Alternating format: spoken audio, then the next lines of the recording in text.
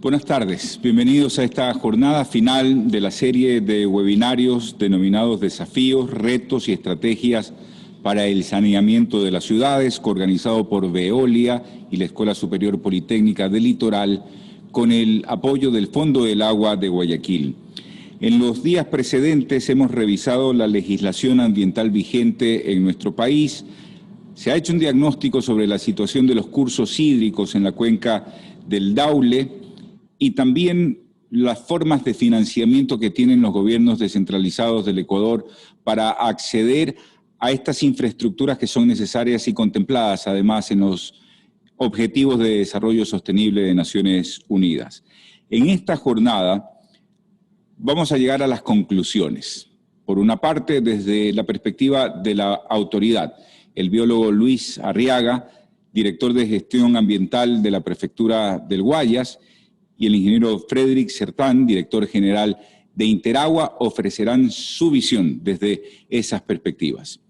Les recordamos que pueden participar de estas charlas, de estos webinarios, a través del chat de la plataforma, escribiendo sus preguntas. Nuestro equipo va a recogerlas para trasladarlas a nuestros expositores. También, eventualmente, pudieran hacerlo en vivo, vía video, igualmente después de una validación de nuestro equipo. Sin más, los dejo con el biólogo Luis Arriaga, director de Gestión Ambiental de la Prefectura del Guayas. Buenas tardes. Muchas gracias por esta oportunidad. Tenemos ahí unas diapositivas.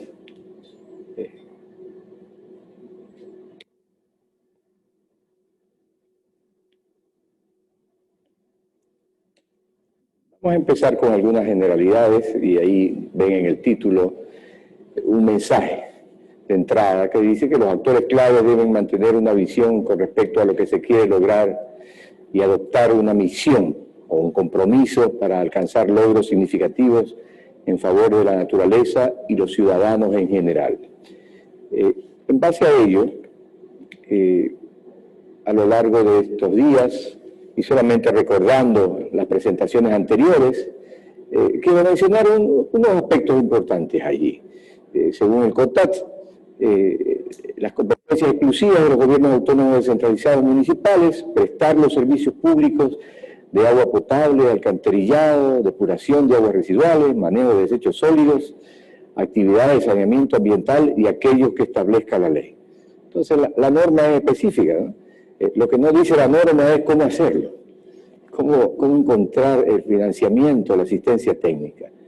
Hay otras competencias con respecto a eso que vale la pena recordar también, ya fue mencionado en una charla creo que de Juan Carlos Blum, en que decía que con respecto al el Código Orgánico Ambiental, con respecto al tratamiento de aguas residuales, los GAT municipales deberán contar con la infraestructura técnica para la instalación de sistemas de alcantarillado y tratamiento de aguas residuales urbanas y rurales de conformidad con la ley, la normativa ambiental y, por supuesto, deberán fomentar el tratamiento de las aguas residuales con fines de reutilización, siempre y cuando éstas recuperen los niveles adecuados, y aquí se dice la norma cualitativos y cuantitativos, que exija la autoridad competente, de tal manera que no se afecte la salubridad pública.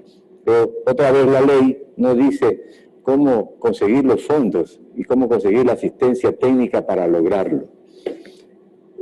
Vale la pena entonces, lo mismo habla del tema de cómo coordinar los controles con relación al tratamiento de las aguas y el cumplimiento de las normas técnicas que estén vigentes en el país. Busqué datos ahí del INEC, Y ahí hay una encuesta que hizo el INEC del 2017 que es interesante, en la cual nos dice que el 57% de los municipios cuentan con alcantarillado diferenciado, es decir, que tienen alcantarillado sanitario y pluvial, mientras que el 3.6% no poseen alcantarillado, y de esta manera que reporta el INEC que hay una mejoría, pero que sin embargo ahí hay ese porcentaje del 50%, del 57% de municipios que cuentan con ese alcantarillado diferenciado. También menciona el INEC en ese informe que el 73% de los GAT cuentan con una o más plantas de tratamiento de sus aguas residuales urbanas, mientras que el 22% no realizan un tratamiento seguro. Busqué datos específicos de la provincia de Guayas, llamé al INEC, consulté y me dijeron que no estaban disponibles los datos, que tenía que esperar. Pero sin embargo hay unos datos globales, generales, que nos dan una idea de este tema. Como gobierno provincial de Guayas, está en proceso una encuesta que ya ha sido distribuida a todos los municipios, que trata varios temas, ¿no? que están relacionados al saneamiento. El tema de, hay preguntas sobre rellenos sanitarios, hay preguntas sobre tratamiento de aguas residuales y hay preguntas específicas sobre el punto de vertido de las aguas residuales. Creemos que con el apoyo de los municipios, las respuestas están llegando a la prefectura, los resultados estarán a finales de octubre del 2020, donde tendremos datos actualizados muy interesantes que nos permitirá orientar acciones en materia de saneamiento y de otros temas ambientales prioritarios, entre ellos la gestión para el manejo de las aguas residuales. Debemos reconocer, creo que a lo largo de las charlas este asunto ha sido mencionado de manera reiterativa, pero tratando de hacer una síntesis, es que tenemos una serie de deudas, los actores claves, ¿no?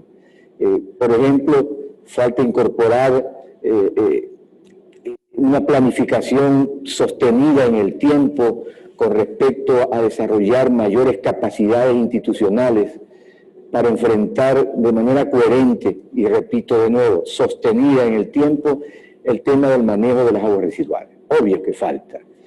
Faltan procesos de concienciación ciudadana para que la ciudadanía apoye procesos de prevención y mitigación de la contaminación relacionada a las aguas residuales.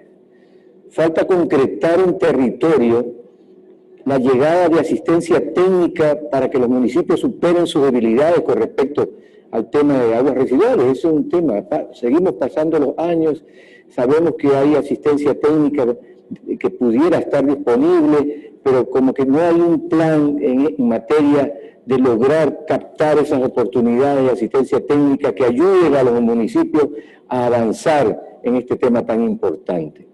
Por supuesto, falta apoyo económico para desarrollar proyectos de tratamiento de aguas residuales y su reuso. Ahí hay algo importante. El concepto de reusar las aguas residuales después de ser tratadas es un tema relevante, pertinente, que debe ser enfrentado de manera sostenida en el tiempo. No solamente tratar las aguas residuales. Ahora hay tecnología, hay experiencia en diferentes países que se la puede tratar para adaptarla acá, y de pronto no solamente tratar aguas residuales para avanzarlas a un cuerpo hídrico, sino ver la forma de cómo podemos aplicar el principio del reuso. Faltan aportes concretos de las organizaciones no gubernamentales, empresas privadas, agencias de cooperación, para desarrollar en territorio experiencias piloto que sirvan de ejemplo para replicarlas en materia de tratamiento de aguas residuales y de todas las acciones de gestión ambiental que se puedan aplicar. Como que hay todo un periodo largo de mucho marco teórico, muchos documentos extensos, muy interesantes, donde se analiza, se vuelve a analizar la problemática, pero es difícil encontrar que digan, bueno, después de tantos estudios, reflexiones y contrarreflexiones, hay un camino que se está siguiendo para transferir esas experiencias de otros países en experiencias piloto que sirvan para demostrar que se puede hacer construcciones eficientes en materia de manejo de aguas residuales y que luego esos modelos exitosos puedan ser replicados en otras comunidades, ya sean urbanas o rurales.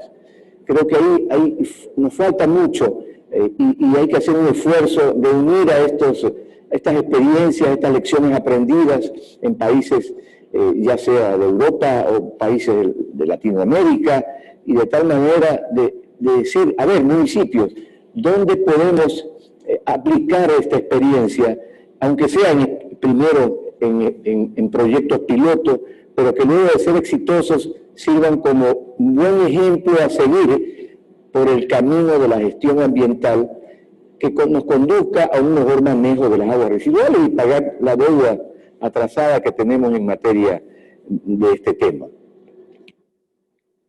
Falta lograr un crecimiento territorial ordenado, porque si las poblaciones siguen creciendo desordenadamente, siempre será costoso trabajar en el tema de alcantarillado, agua potable, tratamiento de las aguas residuales. Entonces, aquí hay un compromiso en el cual hay varios actores claves, hay suficiente normativa para hacerlo. Lo que hay que hacer es pasar de la teoría de la norma a la práctica en territorio. Faltan catastros actualizados sobre el uso de suelo, esto es importante, porque si tenemos, el territorio tiene que estar adecuadamente catastrado, tiene que haber información sobre el uso del suelo, de tal manera de conocer cuál es la población beneficiaria y también cuál es la población que potencialmente puede aportar para sostener estos sistemas que se requieren para el tratamiento de las aguas residuales y su reuso. Por supuesto que faltan indicadores de la calidad de las aguas residuales que se descargan a los cuerpos hídricos, siempre hay una debilidad en cuanto a información, y mire que estoy hablando de lo que se descarga a los cuerpos hídricos. También faltan datos sobre la calidad de los cuerpos hídricos, que son los receptores de estas descargas. Ahí veo un importante esfuerzo que va a desarrollar el Fondo de Agua, va a haber una red automatizada que nos va a dar información en el río Daule, pues eso es un gran paso. Pero creo que paralelo a eso tenemos que desarrollar un tema importante de tener indicadores de lo que se está descargando. En eso estamos trabajando, estamos mapeando desde este mes los puntos de descarga del sector industrial, por ahí hemos empezado, de tal manera que el segundo paso será la caracterización y ahí iremos poco a poco avanzando. Y por supuesto, en el país hay información interesante a través de los estudios de impacto ambiental, de las auditorías ambientales, de los reportes periódicos de monitoreo, pero está allí acumulada, ya sea en el Ministerio del Ambiente o en los GAT, que tienen competencias ambientales, y no hemos sido capaces de procesar esa información, analizarla y utilizarla para efectos de planificar y tomar acciones en función de esa información, de miles de documentos que periódicamente son entregados a las autoridades ambientales. Por lo tanto, ahí tenemos todo un reto de procesar y sistematizar esa información para luego analizarla y correlacionarla con los puntos de descarga y ahí tener una línea base que nos permita conducir a un mejor manejo de la gestión con relación a las aguas residuales. Con todos estos temas que debieron haber sido oportunamente atendidos en décadas pasadas, yo diría que como que tenemos varias décadas del siglo pasado y las de ahora, en la cual muchas de estas cosas están pendientes, yo me atrevo a proponer algunas líneas de acción.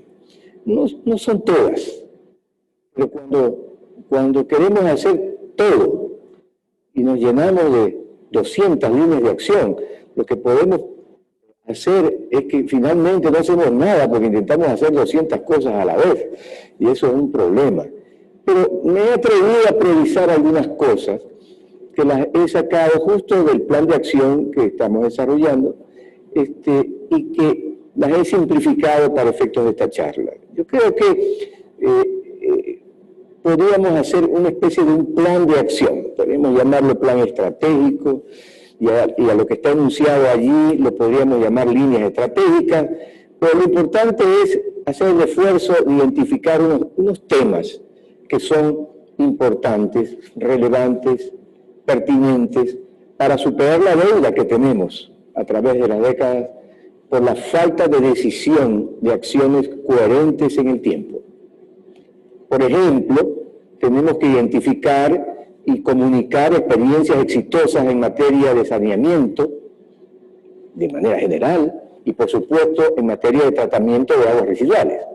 Hay que reconocer los esfuerzos que se han desarrollado en algunos municipios y otros que están en proceso, como por ejemplo en el caso del municipio de Guayaquil. Pero también hay que buscar experiencias exitosas en otros países, ahora en la época de que la información está más accesible. Buscar organizaciones que de pronto sean fundaciones o empresas privadas que quieran transferir experiencias exitosas en materia de sistemas de tratamiento de aguas residuales en grandes, medianas y pequeñas comunidades. Ahí hay una oportunidad de aprender de lo que ya funcionó bien en algún lugar y adaptarlo a nuestra realidad.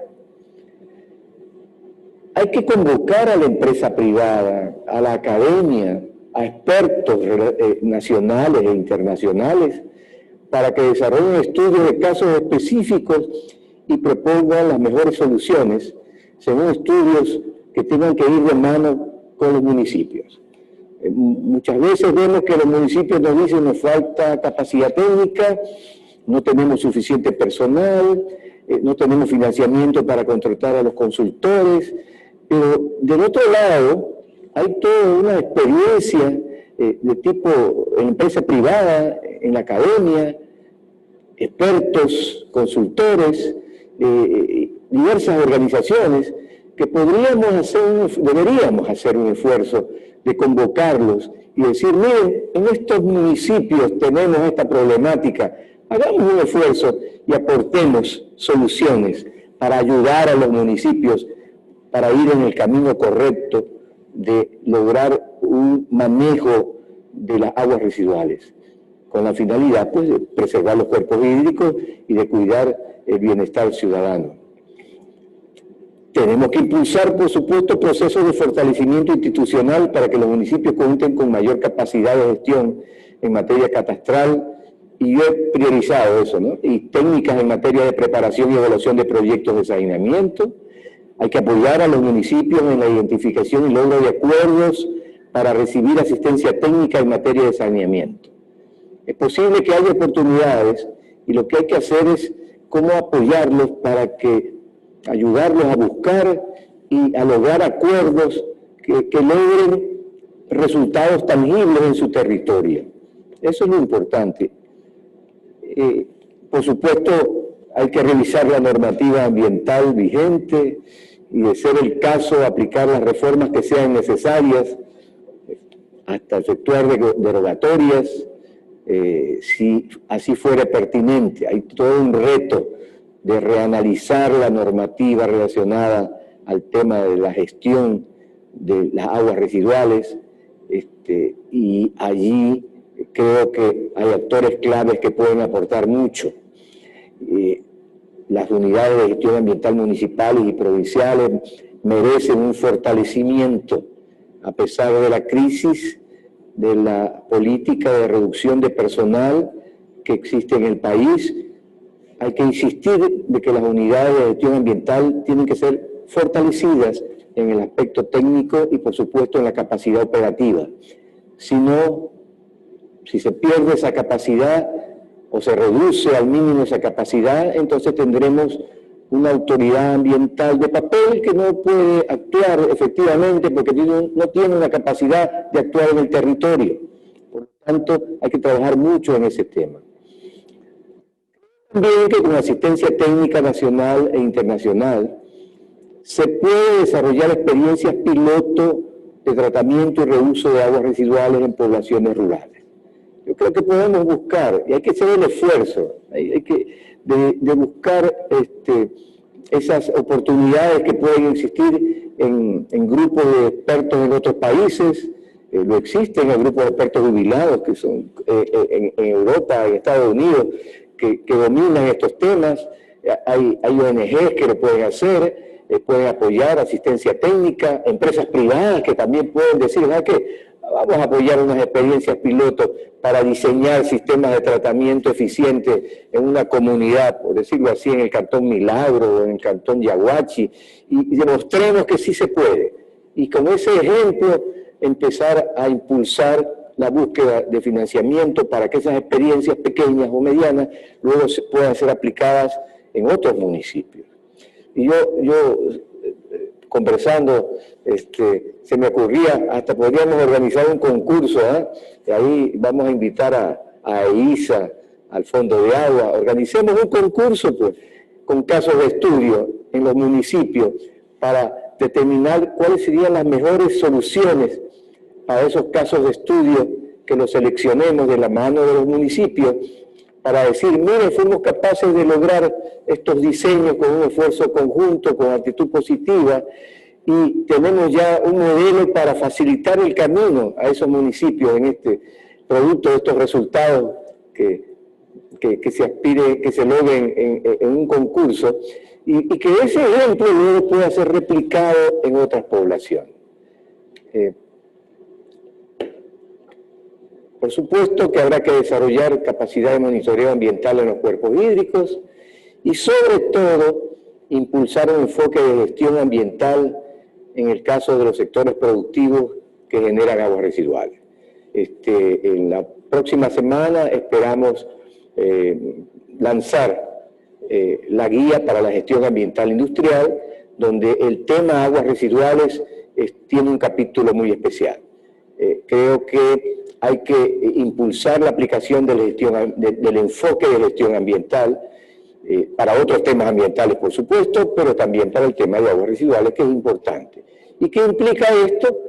Tener un sector productivo que no se limite solamente a cumplir con estrictamente lo que establece la normativa, sino que va más allá, y que en los aspectos ambientales encuentra oportunidades para aplicar medidas adicionales de manera responsable, que siempre tiene al día sus indicadores de cumplimiento, que previene y mitiga la contaminación ambiental, que previene los conflictos ambientales. Entonces, nosotros ya nos vamos por ese camino y creo que en máximo 2 semanas lanzaremos la guía para la gestión ambiental del sector industrial en la provincia de Guayas, luego haremos para noviembre la guía para la gestión ambiental de los municipios y así avanzaremos con otras guías ambientales específicas para el 2021. Lo que me he atrevido a proponer ahora es una propuesta de lineamientos. Mencioné en algún momento que podrían ser llamados estratégicos, podríamos ponerle otro nombre, eso no es importante. Pero deberíamos ser capaces de ponerlo en una agenda de trabajo, es decir, una lista de acciones, identificar los actores claves y ponerles un tiempo para adquirir junto a esos actores claves compromisos. Y luego en un tiempo reunirnos y decir, a ver, ¿cómo vamos avanzando en realidad? O después de 3 meses nos podríamos volver a reunir y verificar con esta línea qué hemos hecho. Y después de 6 meses volvamos a reunir para ver qué hemos hecho. De tal manera de ver cómo avanzamos o no, y decir después de 6 meses, oye, no hemos hecho nada, qué pena, seguimos en deuda. O decir después de unos meses, mire, vamos lento pero seguro y vamos superando esa deuda de décadas desde el siglo pasado, enfrentando de manera responsable los temas claves en materia de prevención y mitigación de la contaminación ambiental con relación a los cuerpos hídricos, asociada a las descargas de aguas residuales de diferentes fuentes, de tal manera de que con ese esfuerzo podamos, reitero, superar esas debilidades que mantenemos desde el siglo pasado. Eso es lo que necesitamos en realidad. Necesitamos actores claves comprometidos, que estén interesados en buscar en ese marco normativo en esa experiencia que existe, el camino para llegar a acciones prácticas en el territorio. Esta semana he tenido como 10 invitaciones a webinar, y en todas me he dado cuenta de que caemos excesivamente en el tema teórico. Y creo que con estos lineamientos, creo que podríamos encontrar un camino con el compromiso de los actores claves para ir encontrando soluciones que poco a poco, reitero, logren una gestión adecuada con relación a las descargas de aguas residuales y, por supuesto, otros temas en materia ambiental. Muchas gracias. Gracias al biólogo Luis Arriaga, director de gestión ambiental del Gobierno Autónomo Descentralizado del Guayas, la Prefectura del Guayas, por su exposición.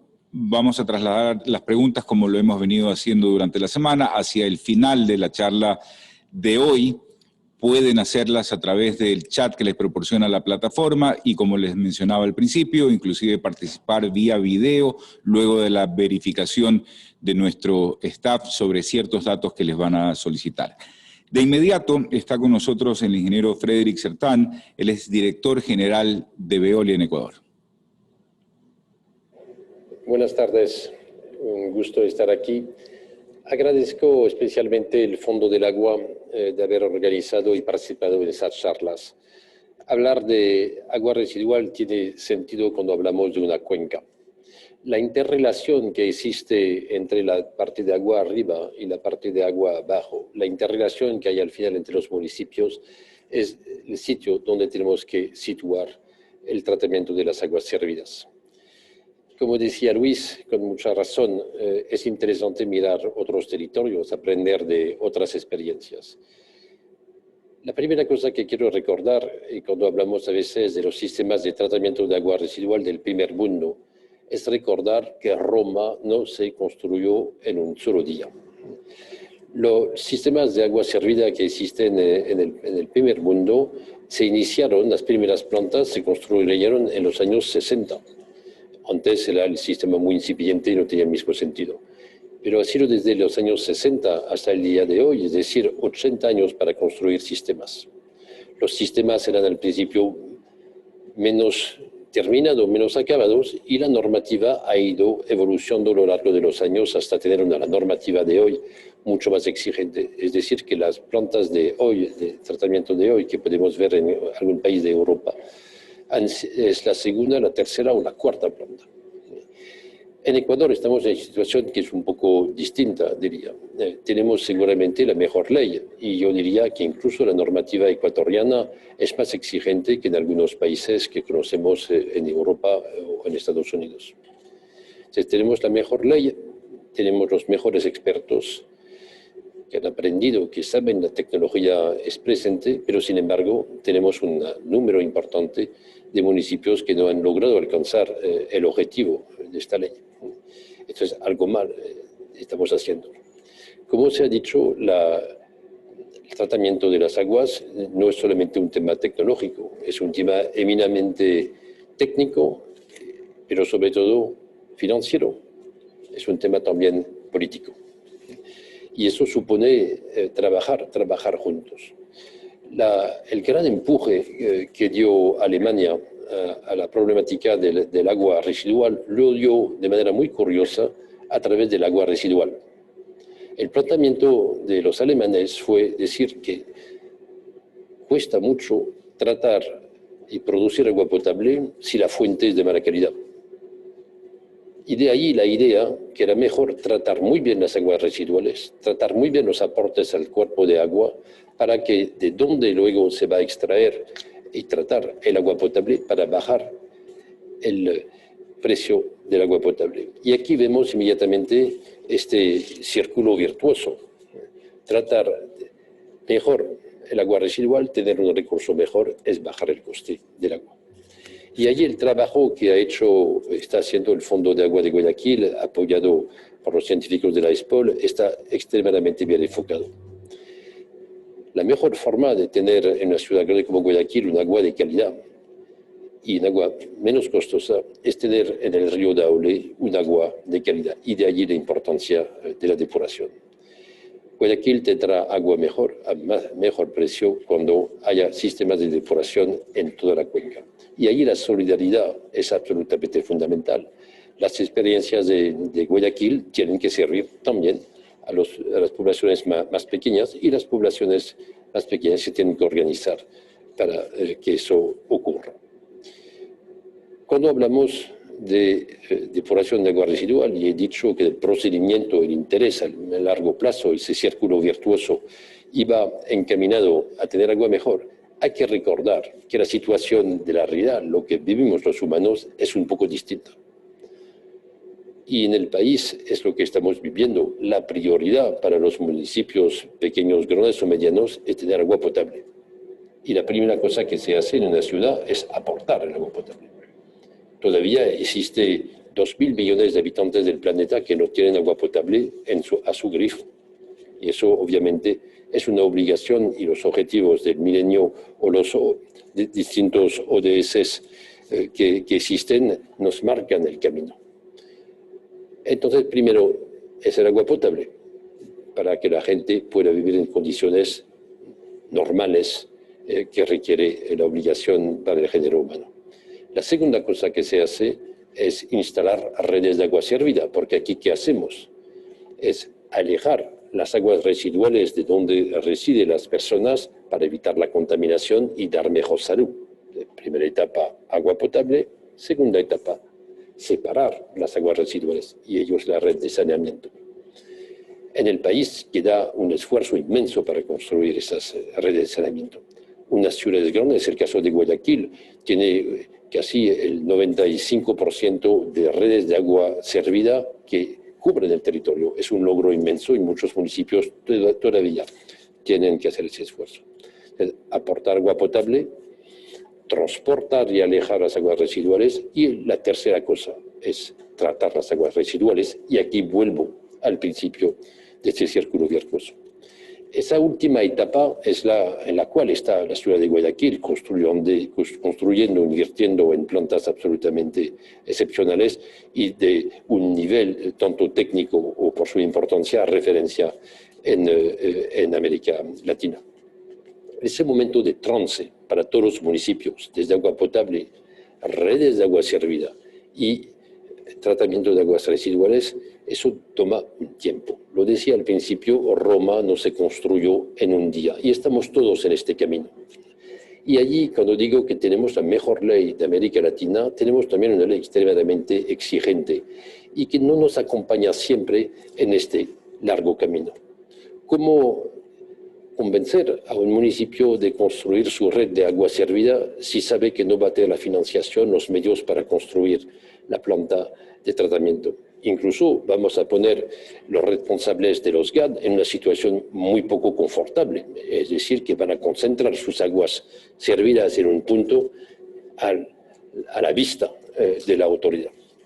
Yo ahí creo que tenemos que hacer un trabajo de reflexión, un trabajo en común, especialmente con las asociaciones de municipios. Tenemos una ley excelente, la tenemos que mejorar en el sentido de permitir esa transición. He dicho toda la importancia que había en la tecnología, que digo que es un elemento. Repito, esta tecnología es disponible, está disponible, existe.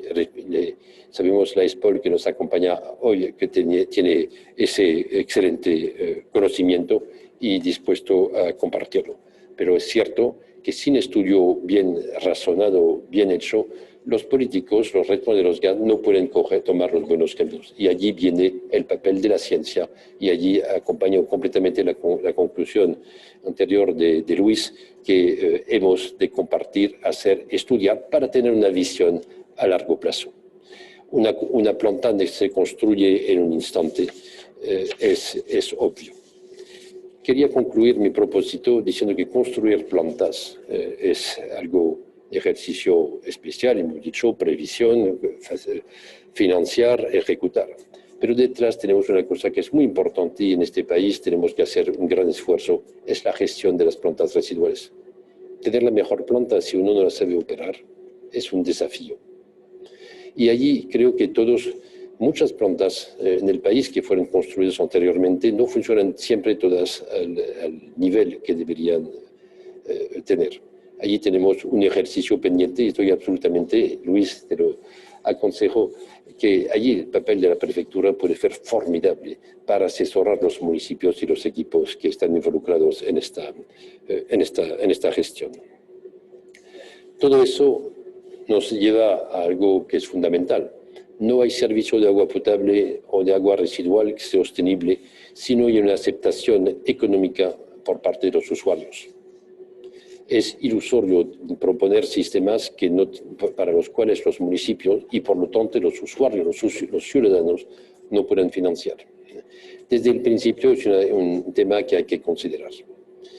Y antes de terminar, tenemos que pensar todos que para desarrollar, ejecutar todos esos proyectos necesitamos tener una economía que sostenga y que permita esas cosas. Y allí el tratamiento del agua del agua residual, es un espacio para permitir también que la industria tenga su lugar.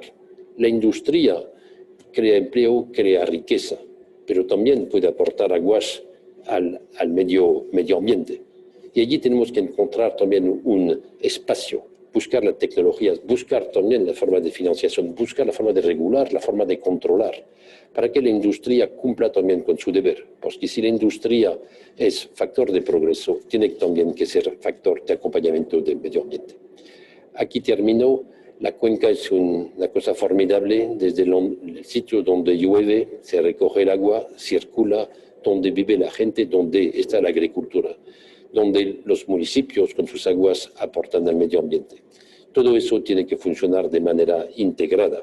Eso es el papel de la prefectura en su reflexión global, en su capacidad a que la gente, los GAD, todos los actores se reúnan y puedan debatir. El Guayas sin agricultura no tiene sentido. Se ha hablado en los últimos días de los microcontaminantes. Obviamente, la agricultura es su espacio. La industria tiene que encontrar su espacio. Pero la población al final vive de todo eso. El agua es un factor integrador. Negarlo es siempre un error y ha llevado siempre a un desastre. Allí estamos y todos a su disposición. Muchas gracias. Gracias a Frédéric Sertán, director general de Veolia. Algunas preguntas que van a surgir desde aquí, otras que ya nos han hecho desde el público. Decía Luis Arriaga al principio de su exposición que habiendo una legislación vigente de obligatorio cumplimiento inmediato, en cambio esa misma legislación no contiene los procesos, los procedimientos, las fórmulas para lograr financiamiento. ¿Qué hacer entonces respecto de esa disparidad en cuanto a la vigencia inmediata, la necesidad de cumplirla y la falta de recursos, en cambio, para en efecto cumplirlas, doctora Arriaga? Bueno, hay que ser creativo, hay que ser creativo para ir encontrando opciones para enfrentar el tema poco a poco. Yo creo que hay opciones con respecto a normativas que incentiven el desarrollo de sistemas de tratamiento de aguas residuales, el tema de incentivos económicos para incorporar tecnología eficiente. Yo creo que hay que sentarse a trabajar los aspectos de los economistas y los expertos en medio ambiente para encontrar las mejores opciones para impulsar el tema de disponer los recursos para hacer las acciones en territorio.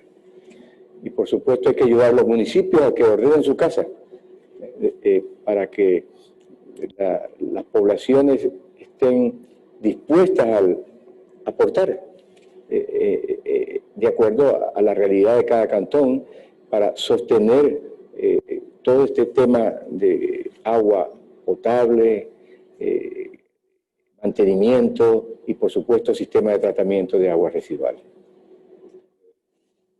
Sí, gracias por esa opinión.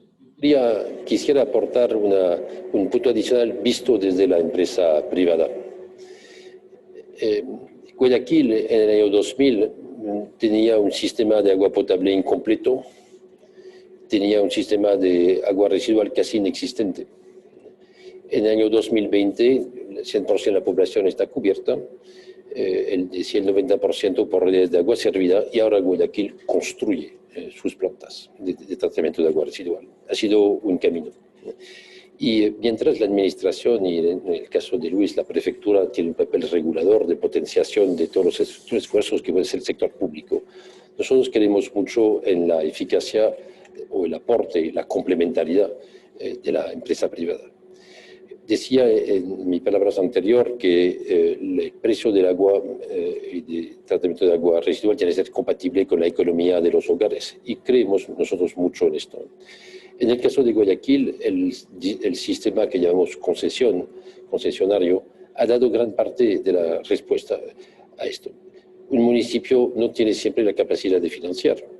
Y sobre todo cuando se construye una planta residual, estamos construyendo una planta que va a durar 20 o 30 años. Y no hay nada que pueda justificar que sea los habitantes de hoy que paguen la planta para los siguientes. El esfuerzo tiene que ser repartido entre todos los usuarios que habrá durante este periodo.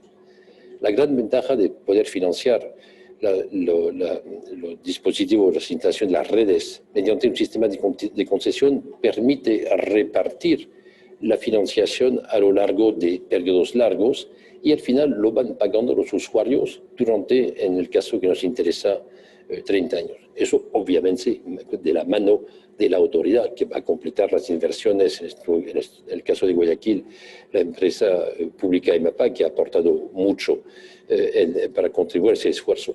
Pero al final, cuando la tarifa corresponde a la necesidad de las personas, la financiación es posible. Es cierto que la Constitución del 2018 no ha permitido replicar el modelo de Guayaquil. Seguramente el legislador volverá a opinar en el futuro sobre ello. Pero lo que no se puede pedir al municipio de tamaño mediano, de repente movilizar recursos tan importantes cuando hay tantas prioridades. Hay que mirar a futuro. Y allí yo creo mucho y celebro esa visión que tuvo Guayaquil.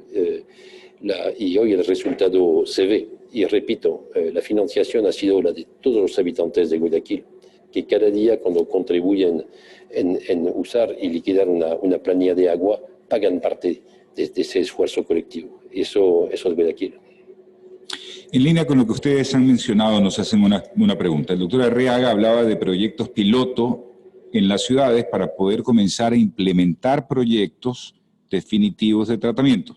Sin embargo, los municipios pequeños no contamos con recursos suficientes y nuestras posibilidades de acceder a créditos es casi imposible. ¿Qué nos sugieren hacer?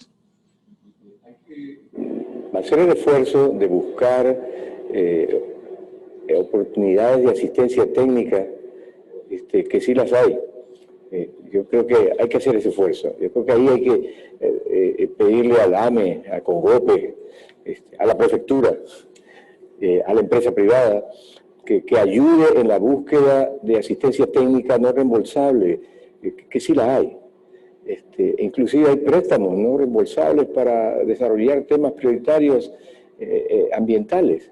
Por lo tanto, es un asunto de empezar a pensar en serio en el tema y buscar asistencia que sí puede llegar, por supuesto en tiempos de crisis mundial no va a ser tan fácil, pero creo que con una búsqueda y un apoyo para buscar, sí los municipios pueden ir encontrando oportunidades de asistencia, primero de asistencia técnica, y luego pues ya habrá que hacer el otro esfuerzo, cuál es la de contar con los recursos para implantar en territorio el sistema de tratamiento de aguas residuales. Hay buenas opciones para sistemas de tratamiento de aguas residuales que son de muy bajo costo para pequeñas comunidades rurales, sí las hay.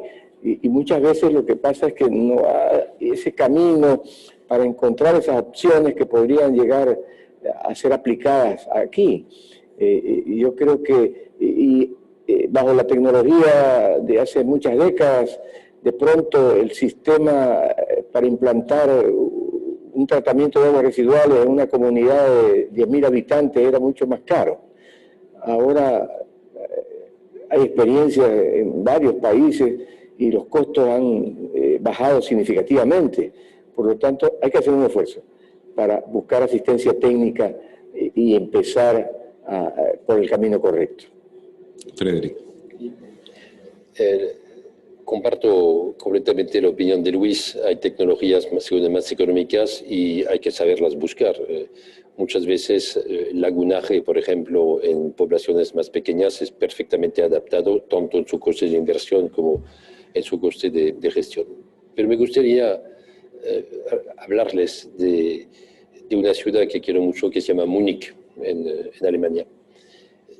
Se explicaba antes el concepto alemán, tratar mejor el agua residual para que el agua potable sea menos costosa. ¿Qué han hecho el GAD de Múnich, que es una ciudad grande de 2 millones de habitantes? Dijeron, para tener agua mejor, tenemos que tener los GAD, el agua arriba, que baja de los Alpes en este caso, tengan sistemas mejores. Entonces fueron a ver los GAD y dicen, por favor, señores, tratar mejor su agua para que nosotros, en la cuenca donde nos llega el agua, sea mejor y tengamos un agua más barata, pero también un agua de mejor calidad, sin contaminantes. Y los GAD pequeños dijeron, usted es muy simpático, de Múnich sois ciudad grande, rica, y nosotros estamos arriba, más duro para nosotros. Y allí se sentaron. Y desde casi ahora 25 años, cada metro cúbico de agua consumido por un habitante de Múnich vierte 1 céntimo de euro a un fondo de gestión que permite haber financiado las plantas depuradoras de las poblaciones de los GAD de arriba. Eso se llama solidaridad. La solidaridad de quien trata su agua para permitir que el de aguas abajo tenga un agua de mejor calidad y el que disfruta de este beneficio retroceda de manera económica a través de este fondo ese apoyo para que las poblaciones poco más, con menos recursos puedan entrar en esa lógica. El Fondo de Agua de Guayaquil muchas veces ha promocionado también este concepto. Yo creo que llegaremos, la solidaridad del agua es fundamental. No tiene que haber batallas sobre el agua, no tiene que haber guerra del agua. El agua es un bien tan importante para todos, no solamente para alimentarnos, pero también como concepto ambiental que merece los esfuerzos, la unión y el pensamiento en común. Muy bien, otra pregunta. La preocupación respecto de la aplicación de la ley y las sanciones que existen es mucha, porque varias de las preguntas están dirigidas a eso. Este preámbulo tiene relación con lo que les menciono, pero la pregunta final, en cambio, plantea otra cuestión. Llevamos décadas de retraso en la implementación de sistemas de saneamiento. Sin embargo, la ley es muy exigente con sanciones muy duras. ¿Cómo cumplir con las exigencias cuando no existen recursos que permiten el cumplimiento? Entonces, ¿qué posibilidades existen de buscar una moratoria en la aplicación de la ley? Esa pregunta es difícil, ¿eh? Ok, yo no la puedo contestar. Tenemos que consultar a la autoridad ambiental para de manera sustentada plantearle esta opción de una moratoria que tiene que ir junto a un plan de acción. Porque si no, imagínense, hacemos una moratoria y después nos reunimos después de un tiempo y resulta que no hemos hecho nada. Entonces, yo creo que es un tema que tenemos que conversarlo con la Autoridad Ambiental Nacional, de tal manera de ver su factibilidad y viendo la realidad, junto a un plan de acción y con plazos razonables, conducirnos en el camino de llegar a los cumplimientos que sean factibles de lograr con relación a lo que establezca lo que establece la normativa Y cuando digo factible, estoy hablando de factibilidad técnica, económica, que logre esa meta. Eso es lo importante, ¿no? Siempre he sido crítico con el tema de que muchas normativas en el país como que les falta un análisis de viabilidad antes de ponerla en vigencia, ¿no? Podemos poner una norma, pero resulta que no viene acompañado al lado un análisis de factibilidad, en que diga, bueno, para que esta norma se cumpla, los que van a ser regulados están en capacidad de cumplirla, ¿en qué tiempo? ¿Cuántos recursos van a necesitar para cumplirla? La autoridad ambiental tiene la capacidad de hacer el seguimiento oportuno y periódico. ¿Cuántos recursos va a requerir la autoridad para controlar, para hacer esas acciones de control y seguimiento en el tiempo de manera sostenida? De pronto hay normas que salen y que no tienen pues este análisis, y luego en el camino nos vamos encontrando con estas serias dificultades de cumplimiento.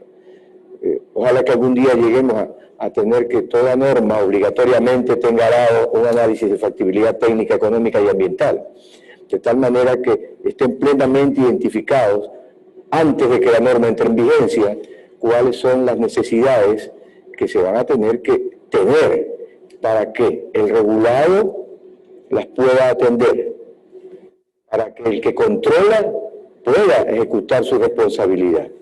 Y allí tendremos mejores normas que sean más aplicables en territorio, como siempre lo digo.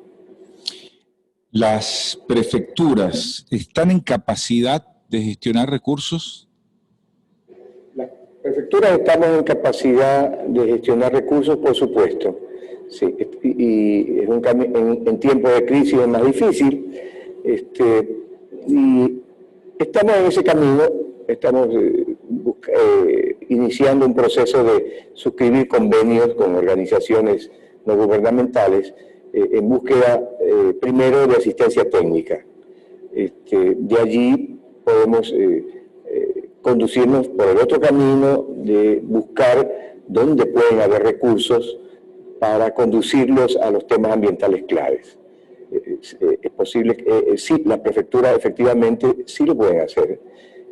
Y también puede ser un puente para identificar dónde hay fuentes de financiamiento y ayudar a los municipios a que planteen propuestas debidamente sustentadas y luego esos recursos sean canalizados hacia el municipio, sin necesidad de que la prefectura participe en esos recursos. Yo creo que como que nos falta un poco de sinergia para ir buscando oportunidades a pesar de los tiempos difíciles y en base a esas oportunidades lograr que los municipios ejecuten acciones en territorio. Las siguientes dos preguntas están correlacionadas, las voy a leer de corrido y vamos a empezar su respuesta con Frédéric Sertán, director general de Veolia. Se habla de buscar experiencias del exterior, sin embargo las leyes vigentes no permiten concesiones y la posibilidad de contratación o de alianzas público-privadas excluyen al agua potable y al saneamiento. ¿Cómo lograr inversión extranjera que permita dar soluciones extranjeras? Y la siguiente pregunta es, ¿qué necesita la empresa privada o empresas como Veolia para decidir intervenir en otras ciudades del país una vez que la Constitución ya no permite las concesiones? ¿Cómo replicar el caso de Guayaquil? Frédéric. Gracias, Luis. Me gustaría hacer un apunte sobre la pregunta anterior sobre la aplicación de la ley.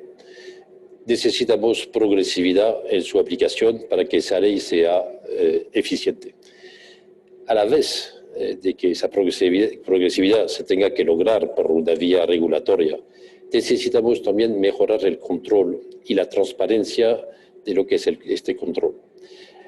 El ciudadano tiene que tener fe y confianza en la aplicación de la ley.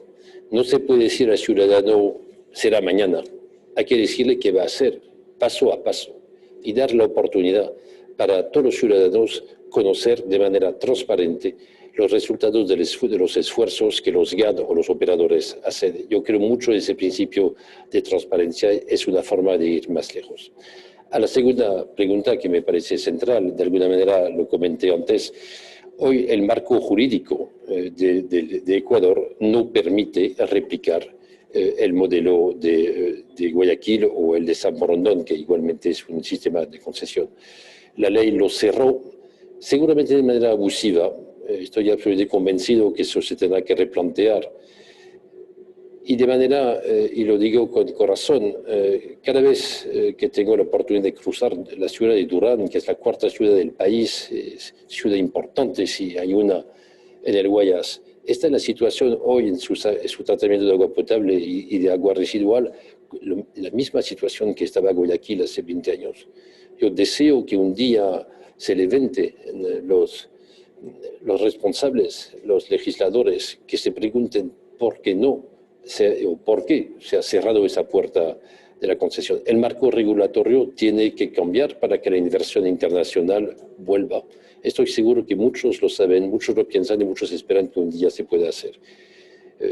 Es mi papel de decir todo lo bien que pienso de lo que se ha hecho en Guayaquil, pero la decisión que se tomó en su momento de dar esa oportunidad contractual ha permitido los logros que tenemos. La empresa privada no tiene miedo a invertir cuando tiene un marco que le da seguridad, y eso nos falta por el momento en el país. Históricamente, en algunas partes de nuestro país, el agua es provista sin costo alguno a la comunidad por diferentes razones. ¿Cómo cambiar esta cultura de no pago por el agua en la sociedad a fin de dar viabilidad económica a las inversiones en plantas de agua potable y de tratamiento de aguas residuales? Luis Arriaga, por favor. Bueno, el producir agua tiene un costo. Y los municipios tienen una limitada capacidad económica para sus operaciones. Por lo tanto, hay que impulsar procesos de concienciación ciudadana para que se reconozca este costo de producir agua potable y por lo tanto la ciudadanía se comprometa a jugar su rol de aportar a sostener la producción de agua potable. Yo creo que eso es importante lograrlo. Tenemos el recurso que lo tomamos de un río, ese recurso es transformado en agua potable que necesita la sociedad y eso tiene un costo. Y ese costo hay que mantenerlo en el tiempo para mantener el servicio de dotar del agua potable que nos da una serie de beneficios en materia de salud, limpieza y producción, de tal manera que hay que trabajar en ese tema para que el sistema se vuelva sostenible en el tiempo. No conozco ningún sistema que funcione cuando es gratuito. Vale para el agua y vale absolutamente para todo. Si es gratuito, se abusa, se desgasta, no se aprovecha. El agua tiene, obviamente, no tanto el agua, sino su transporte y su tratamiento. La segunda cosa, cuando cogemos el agua en un cuerpo de agua, al final no es que lo cojamos. La naturaleza nos lo presta. Y si la naturaleza nos presta agua de calidad, la tenemos que devolver impoluta. Y por ello hay que tratarla. Y hay que devolver al medio ambiente un agua de la misma calidad que la que hemos cogido. Y eso tiene un coste. No es una obligación razonablemente económica, es una obligación moral. Yo creo mucho en esto. Alguien me dirá que el agua, si tiene un coste, que la puede pagar, que si hay una dificultad para un sector de la población, ciertamente. Y allí tiene que haber soluciones. Tarifa social, acompañamiento, pedir más esfuerzo a los que tienen más capacidad de financiarla, solidaridad tarifaria, para que todos puedan tener agua. Y que los que tengan menos recursos quizás la paguen a un precio inferior. Eso creo muchísimo en este modelo. Pero el agua gratis yo creo que no funciona.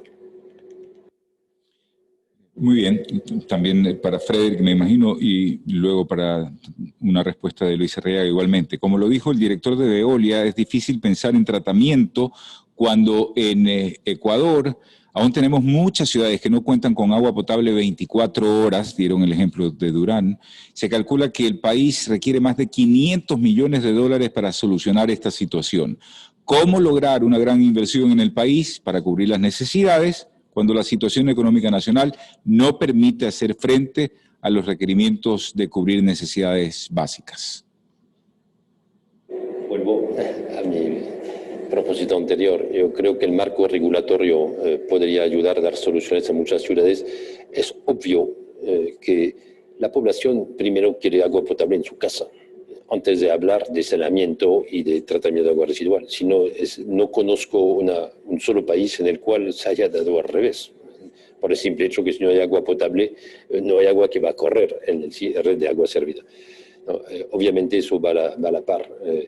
La salud pública depende del agua potable, pero la salud pública depende también de la red de agua servida y obviamente las ciudades que no tengan hoy agua potable tendrán que imaginar producto integrado y allí, repito, el modelo, el esfuerzo, la visión a largo plazo, la estrategia. Y les voy a decir una cosa cuando hablábamos antes de tarifa. Yo no he visto en mi vida en ningún país hasta la familia más pobre que no esté dispuesto a pagar algo para recibir agua en su casa. Basta ver que en el Guayas, en los sitios que no hay red, la gente compra el agua con los tanqueros y al final la paga 10, 20, 30 veces lo que la paga en el centro de la ciudad. Es que el agua es un bien absolutamente necesario. Hay que organizar, mirar a largo plazo y nuestra provincia del Guayas se lo merece. No sé si Luis tiene algo que acotar respecto del punto. La prefectura, precisamente, tiene un rol clave y competencia en el desarrollo agrícola de gran parte de la cuenca, nos dicen. ¿Qué acciones se toman al momento o se tomarán a futuro para promover un uso responsable del agua y de los agroquímicos? Bueno, dentro del tema ambiental estrictamente, que es el que yo puedo responder, está el tema de agroquímicos, el uso responsable del agua como un tema prioritario. Lo estamos manejando dentro de un plan de acción que está siendo preparado para iniciarlo a partir de enero del 2021. Por lo tanto, sí está priorizado y volvemos a lo mismo. Dentro del plan de acción habrá actividades específicas y tendremos que ponernos metas para ir logrando en el tiempo indicadores de los alcances que podamos lograr. Siempre de la mano del Ministerio del Ambiente y por supuesto de los municipios. El tema de los agroquímicos es un tema importante. Estamos en una provincia de actividad agrícola y que seguirá siendo agrícola y por lo tanto vamos a impulsar iniciativas en este tema. Yo creo que ese es el camino correcto. Para usted, ¿qué opinión le merece el desarrollo de infraestructura natural para temas de saneamiento? Las soluciones de infraestructura natural no solo pueden ser rentables, sino también tener co-beneficios convincentes para la sociedad y el medio ambiente. No entiendo, infraestructura natural. Así es como nos plantean. No entiendo, porque si es infraestructura no es natural. Sí, Bien, sigamos con la siguiente pregunta. Y tiene que ver con normativa también, y de alguna manera lo había evacuado Frederick. ¿Cómo trabajar con Veolia por medio de alianzas público-privadas? Tenemos un interlocutor que se interesa mucho al marco jurídico y se lo agradezco. Actualmente, nuestro marco jurídico en el país no permite en tema de agua alianzas público-privadas en tema del agua. La ley no está prevista para ello, salvo casos muy especiales que son especialmente de emergencia, cosa que es extremadamente difícil para un municipio declarar sobre un largo plazo. Hoy los especialistas del agua o empresas privadas pueden aportar prestaciones concretas en un servicio, pero no un servicio integral. Ayudar para dimensionar, ayudar para hacer estudios, ayudar para emitir facturación, que la facturación es algo absolutamente imprescindible porque el municipio o una empresa pública de agua necesita que emita las facturas y las pueda cobrar para seguir operando. Esas prestaciones son posibles, pero alianzas público-privadas en marco regulatorio no lo permiten. Imagino que esto tiene relación también con algo que dijo Frederick Sertán hace un momento. ¿Cómo se cobraría la siguiente población las mejoras en obras de infraestructura y saneamiento? Quiero interpretar que se refiere a ese fondo que usted decía que se había establecido en Múnich para pagar las obras en los municipios río arriba. En algunos países, en Quito hay un fondo del agua que tiene un funcionamiento bastante parecido, con un valor en cada metro cúbico de agua que la empresa pública de Quito recoge y moviliza y pone a disposición de una serie de ejecuciones. Este modelo existe en Ecuador y ha demostrado su interés.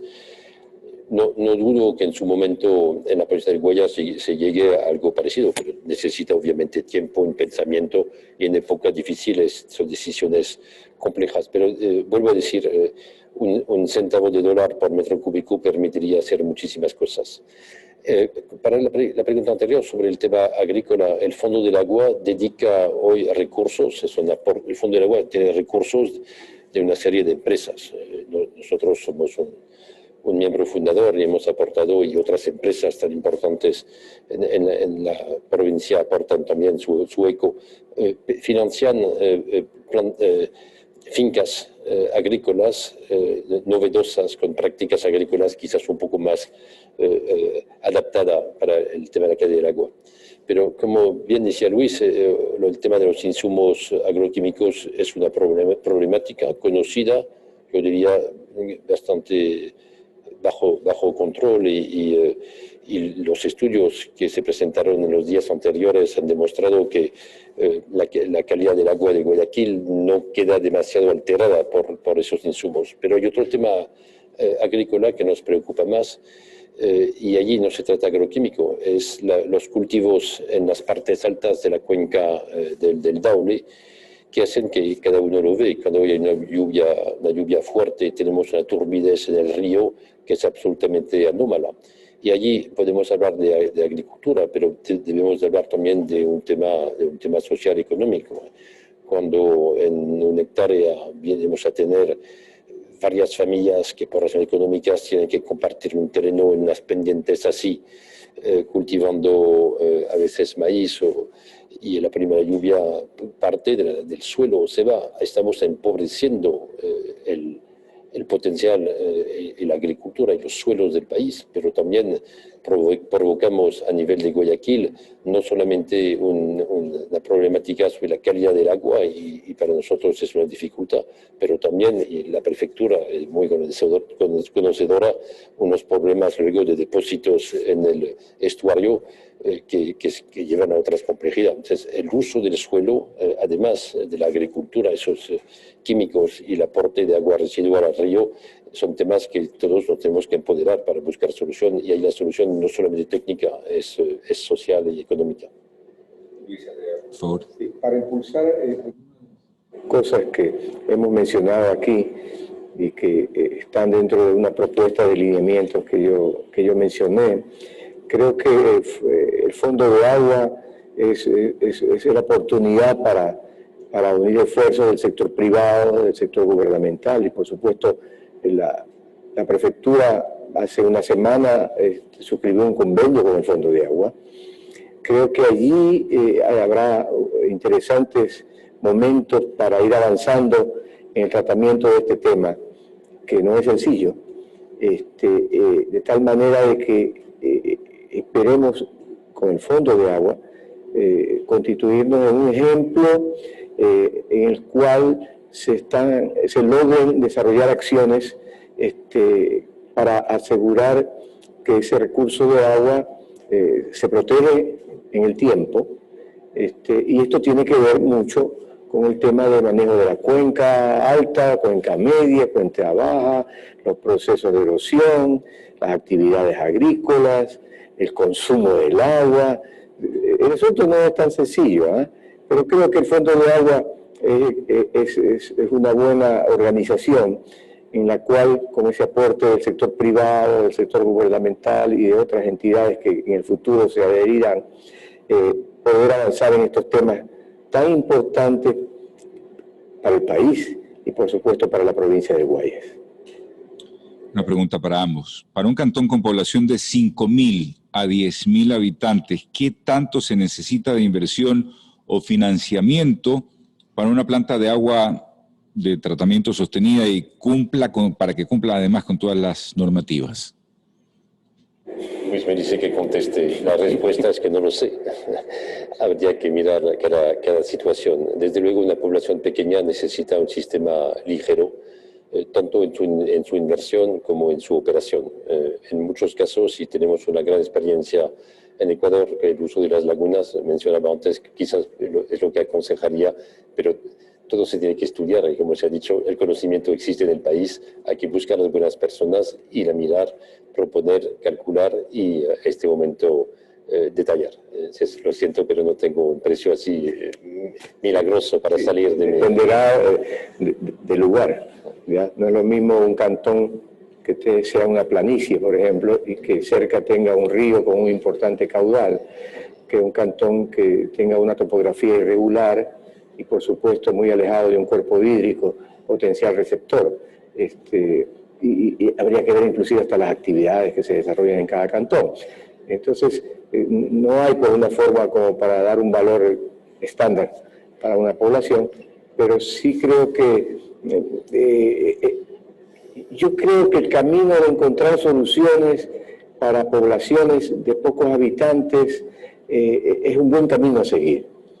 Creo que ahí hay que hacer bastante esfuerzo, sector privado, sector gubernamental, para ir encontrando soluciones en estas comunidades de 5.000, 6.000, 10.000 habitantes y demostrar que estos sistemas funcionan y que no son tan caros como en el pasado y que hay ahora una tecnología que puede adaptarse.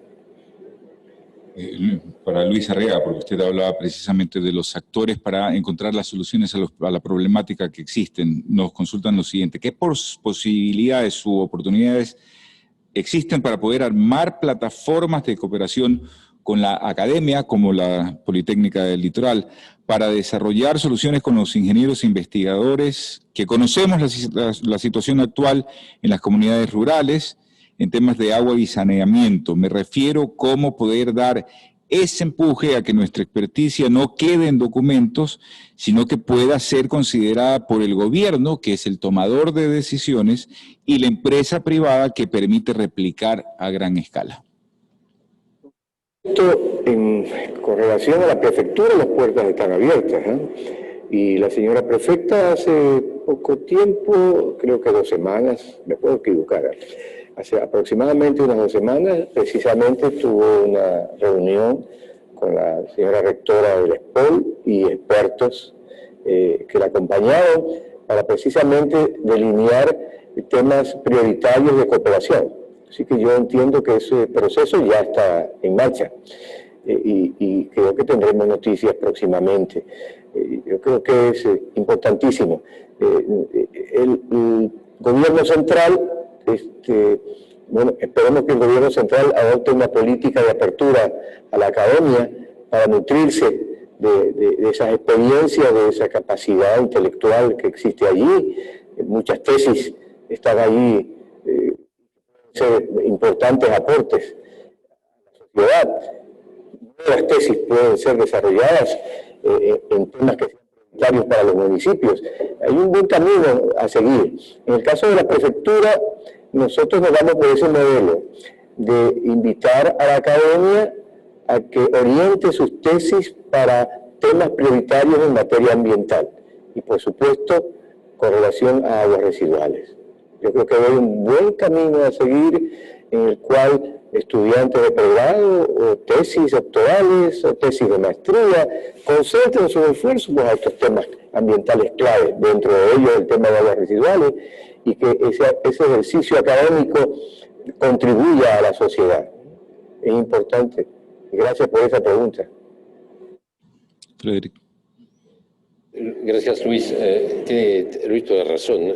Hay armarios enteros de estudios que existen, realizados aquí por las universidades, y hay cosas extremadamente buenas. Lo que cuesta es cómo a veces trasladar el saber de la universidad hacia los usuarios. Y allí hay toda una reflexión. No necesitamos tesis doctorales, muchas veces necesitamos cosas un poco más básicas, pero estamos en camino. Hay un tema que me parece importante comentar hoy, donde no hemos trabajado bastante en Ecuador, tanto en la ciencia, en la universidad, como en el aspecto jurídico.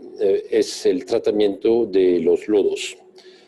Todos sabemos que una planta de tratamiento que consiste en recibir agua residual, tratar y por una parte devolver al medio ambiente un agua limpia, tan limpia como se bombeó aguas arriba, y por otra parte los lodos, que al final es la contaminación que hemos extraído del agua residual. Los lodos son una problemática en sí, porque ¿dónde los ponemos? ¿Qué regla?